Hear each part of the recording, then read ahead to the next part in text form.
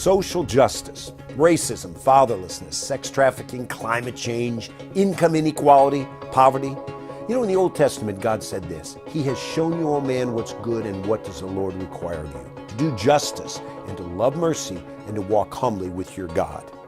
This biblical passage underscores the centrality of justice and concern for those who are less fortunate. As we're becoming informed influencers in our generation and unafraid to speak up charitably and courageously on the major issues of our day, we're going to advance God's agenda for social justice in our generation. And notice I said God's agenda, because there's a lot of human agendas in the sphere that don't align with God's will.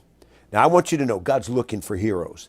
King David spoke for God when he declared, quote, "I'll make the godly of the land my heroes." That's Psalm 101. We may not, get a Heisman Trophy, Olympic gold medal, Nobel Peace Prize, or Congressional Medal of Honor, but we can surrender our lives to Christ and let Him use us as change agents, making an impact on the world around us. In our time, there are silent screams of 57 million unborn babies who've lost their lives to abortion on demand. Or how about unscrupulous companies pretend they're caring for women when actually they're terminating lives of little future women and deriving riches from the abortion industry? There's people exploited and kidnapped in sex trafficking. There are immigrants who want a better life and want to do things righteously, but they're being hindered through greedy individuals standing in their way.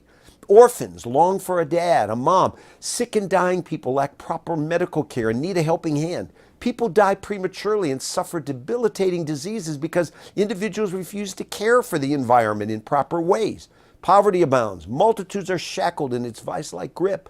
Phony politicians pontificate about programs and how much they care, when behind the scenes they're accumulating enormous sums of money unscrupulously, while their annual financial disclosures reveal a paltry, maybe pittance given to alleviate poverty in our day. There's so many other areas that come under the heading of social justice, but let's just start here. Some of the areas we're going to look at in this chapter would be climate change and environmental concerns. How about orphan justice?